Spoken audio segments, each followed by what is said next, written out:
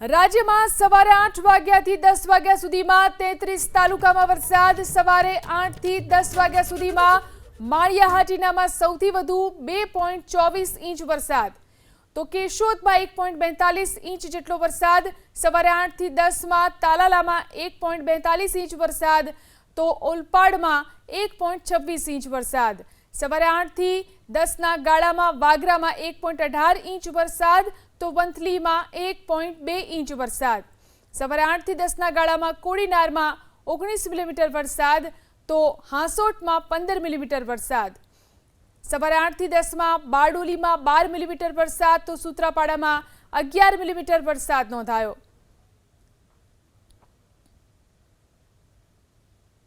તો સવારે 8 વાગ્યાથી 10 વાગ્યા સુધીના વરસાદી આંકડા છે। કોડીનારમાં 19 મિલીમીટર જેટલો વરસાદ થયો, તો હાંસોટમાં 15 મિલીમીટર વરસાદ નોંધાયો। રાજ્યના વિવિધ વિસ્તારોમાં સવારે 8 થી 10 ના ગાળામાં જે વરસાદ થયો તેમાં બારડોલીમાં પણ 12 મિલીમીટર જેટલો વરસાદ નોંધાયો છે। સૂત્રાપાડામાં 11 મિલીમીટર વરસાદ નોંધાયો છે। સવારના 2 કલાકના સમયગાળામાં જ્યાં વરસાદ વરસ્યો, જેમાં કુલ 33 તાલુકાની અંદર વરસાદ નોંધાયો છે। સવારે 8 થી 10 ના ગાળામાં 33 તાલુકામાં વરસાદ, જેમાં માળિયા હાટીનામાં સૌથી વધુ 2.24 ઇંચ જેટલો વરસાદ, કેશોદમાં 1.42 ઇંચ વરસાદ। તો આગામી 3 કલાકમાં મેઘરાજા બોલાવશે ધડબડાટી। સુરત, ભરૂચ અને ભાવનગરમાં ભારે વરસાદનું રેડ એલર્ટ, તો અમરેલી, જૂનાગઢ, ગીર સોમનાથમાં પણ વરસાદનું રેડ એલર્ટ। પોરબંદર અને દીવમાં વરસાદનું રેડ એલર્ટ। રેડ એલર્ટવાળા જિલ્લામાં 41 થી 61 કિલોમીટરની ઝડપે પવન ફૂંકાશે। બોટાદ, રાજકોટ, આણંદમાં વરસાદનું ઓરેન્જ એલર્ટ, તો વડોદરા, નવસારી અને વલસાડમાં વરસાદનું ઓરેન્જ એલર્ટ। દમણ, દાદરા નગર હવેલીમાં વરસાદનું ઓરેન્જ એલર્ટ। અમદાવાદ, દ્વારકા, નર્મદામાં વરસાદનું ઓરેન્જ એલર્ટ, તો તાપી, છોટાઉદેપુરમાં ગાજવીજ સાથે વરસાદનું ઓરેન્જ એલર્ટ।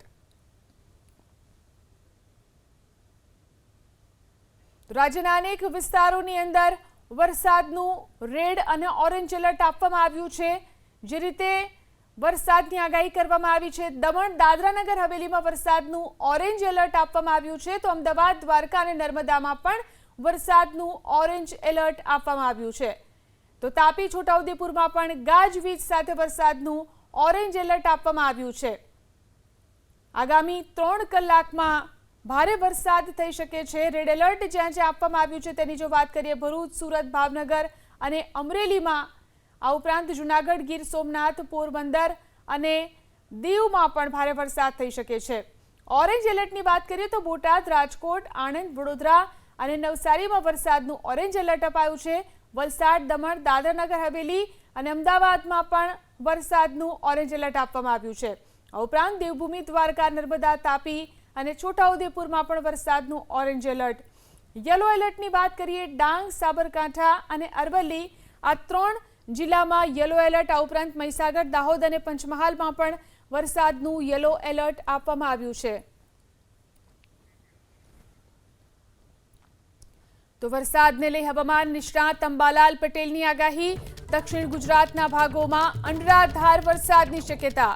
સુરત, નવસારીના ભાગોમાં અનરાધાર વરસાદની શક્યતા, તો ઉત્તર ગુજરાતના ભાગોમાં પણ ભારે વરસાદની આગાહી। મહેસાણા, પાટણ, બનાસકાંઠામાં વરસાદની આગાહી। સાબરકાંઠા અને પંચમહાલના ભાગોમાં પણ વરસાદની આગાહી। આ ઉપરાંત માણસા, કડી, કલોલ, બહુચરાજીમાં પણ વરસાદની આગાહી। પ્રાંતિજ, હિંમતનગર, અરવલ્લીમાં પણ વરસાદની આગાહી, તો દાહોદ, વડોદરા, આણંદ, ખેડા, મહીસાગરમાં પણ વરસાદની શક્યતા। 7મી જુલાઈ સુધી ભારેથી અતિભારે વરસાદની આગાહી। વડોદરાના કેટલાક ભાગોમાં ભારેથી અતિભારે વરસાદની આગાહી અંબાલાલ પટેલે વ્યક્ત કરી। તો અનેક વિસ્તારોમાં ભારે વરસાદની આગાહી અંબાલાલ પટેલે વ્યક્ત કરી છે। 7મી જુલાઈ સુધી રાજ્યના અનેક વિસ્તારોમાં વરસાદ વરસી શકે છે। આગામી 48 કલાકમાં રાજ્યના ભાગોમાં વરસાદ થવાની શક્યતા રહેશે। અમદાવાદ, ગાંધીનગરના ભાગોમાં પણ વરસાદ થવાની શક્યતા રહેશે। વરસાદ લગભગ બપોર કે 7ના ભાગમાં થવાની શક્યતા રહેશે, પરંતુ ઉલ્લેખનીય છે કે આગામી 7મી જુલાઈ સુધીમાં વરસાદનું વહન જબરું આવશે અને બંગાળ ઉપસાગરના વરસાદનું વહન, મધ્યપ્રદેશમાં થતું લો પ્રેશર અને કેટલાક પશ્ચિમ વિક્ષોભ, આ ઘણા કારણોસર વરસાદ આવવાની શક્યતા રહેશે।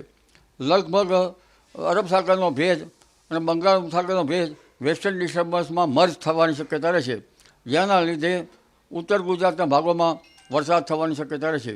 કેટલાક ભાગોમાં ભારે વરસાદ થવાની શક્યતા રહેશે, કેટલાક ભાગોમાં અતિ ભારે વરસાદ થવાની શક્યતા રહેશે. આ વરસાદ લગભગ 5 કે 7 જુલાઈ સુધીમાં ભારેથી અતિભારે વરસાદ થવાની શક્યતા રહેશે. મહીસાગરના ભાગોમાં ભારેથી અતિભારે વરસાદ થવાની શક્યતા રહેતા, વડોદરાના કેટલાક ભાગમાં ભારેથી અતિભારે વરસાદ થવાની શક્યતા રહેતા, પંચમહાલના કેટલાક ભાગમાં ભારેથી અતિભારે વરસાદ થવાની શક્યતા રહેતા, કેટલાક ભાગમાં પૂરની સ્થિતિ પણ સર્જાઈ શકે. જનધને કાળજી રાખવી સારી રહે.